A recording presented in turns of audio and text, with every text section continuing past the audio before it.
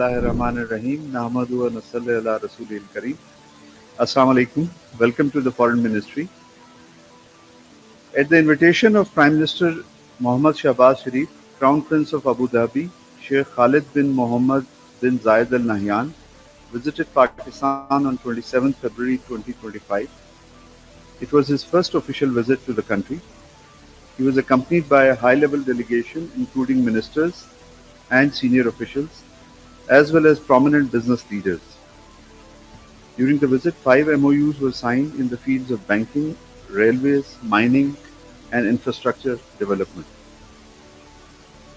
On the invitation of President Ilham Aliyev, Prime Minister Mohammad Shahbaz Sharif paid a state visit to Azerbaijan from 24 to 25 February 2025. During their detailed interaction, the two sides expressed the desire to further strengthen collaboration across multiple sectors, including trade and investment, and to explore joint investment projects in the areas of energy, infrastructure, investment, and connectivity. The visit concluded with the signing of various agreements and MOUs between the two countries to promote cooperation in different areas. At the invitation of President Shafqat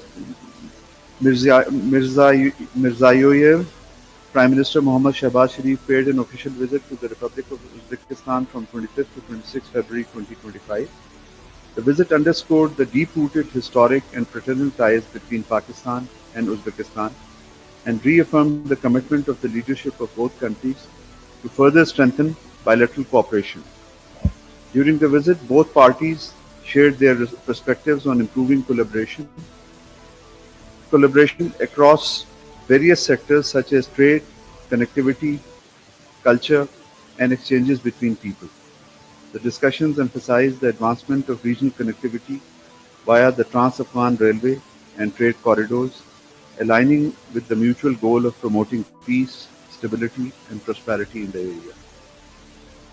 On the invitation of Deputy Prime Minister and Minister of Foreign Affairs of United Arab Emirates, Sheikh Abdullah bin Zayed Al Nahyan, Deputy Prime Minister and Foreign Minister Senator Mohammad Ishaq Dar, held a bilateral meeting in Abu Dhabi on 21st February 2025.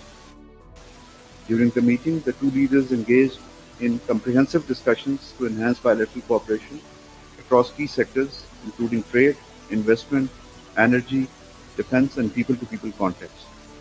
Both sides also exchanged views on regional and global developments. The Deputy Prime Minister and Foreign Minister of Pakistan, Senator Mohammad Ishaq Dar, travelled to New York to participate in the high-level meeting of the United Nations on practicing multilateralism, reforming and improving global governance, held on 18 February 2025. The ministerial meeting was convened by China during its rotating presidency of the UN Security Council. In his remarks, the Deputy Prime Minister and Foreign Minister emphasized the need for international cooperation and commitment to multilateralism and called for upholding principles of the UN Charter, including self-determination, the non-use of force, respect for sovereignty, and the peaceful resolution of disputes. The Deputy Prime Minister and Foreign Minister expressed deep concerns over the grave situation in occupied Palestine and Gaza and the Indian illegally occupied Jammu and Kashmir. On the sidelines of the UNSC meeting, the Deputy Prime Minister, Foreign Minister met the members of Political Bureau of CPC Central Committee and Minister of Foreign Affairs Wang Yi, United Nations Secretary General Antonio Guterres, Vice Minister of Foreign Affairs of the Kingdom of Saudi Arabia, Engineer Walid Abdul Karim Al Khareji, and Foreign Minister and Minister of Trade of Hungary. During the meeting, both sides exchanged views on multifaceted areas of cooperation. Global and regional issues of shared interest were also discussed. The DPM and the Foreign Minister also addressed permanent representatives of members of the Organization of Islamic Conference on the sidelines of the ministerial meeting. During his engagement and interaction with the Pakistan community in New York, he highlighted Pakistan's progress in combating terrorism, strengthening economic stability, and fostering a secure and business-friendly environment. Director General of the International Atomic Energy Agency, Rafael Mariano Grossi, visited Pakistan on 12-13 February 2025. During the visit, DGIAEA called on the Prime Minister and Deputy Prime Minister. Director General Grossi also met with the Chairman of Pakistan Atomic Energy Commission and the Chairman of Pakistan Nuclear Regulatory Authority. He participated in the international conference organized by Pakistan chapter of Women in Nuclear Field, visited the Institute of Nuclear Medicine and Oncology, Lahore, and an under construction Chashma Power Plant Unit 5 or C5.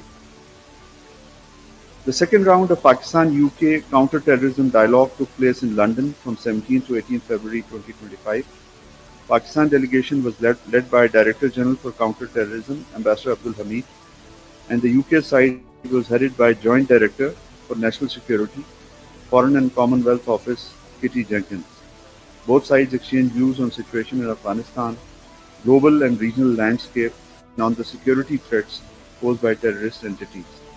The talks included the exchange of best practices in the area of law enforcement, security, criminal justice, rule of law, countering financing for terrorism, and capacity building. Pakistan and the European Union held their ninth counter-terrorism dialogue in Brussels on 20th February 2025. The respective delegations were led by Director General for Counter-Terrorism, Ambassador Abdul Hamid, and Director for Security and Defence Policy at the European External Action Service. The two delegations discussed cooperation on counter-terrorism, condemned terrorism in all its forms, and reaffirmed their commitment to fight against it. The fourth round of Pakistan-Japan counter-terrorism consultations were convened in Tokyo on 26 February 2025. The Pakistan delegation was led by Additional Secretary UN Ambassador Naveen Munir, while the Japanese side was led by Ambassador in charge of international cooperation for countering terrorism and international organized crime,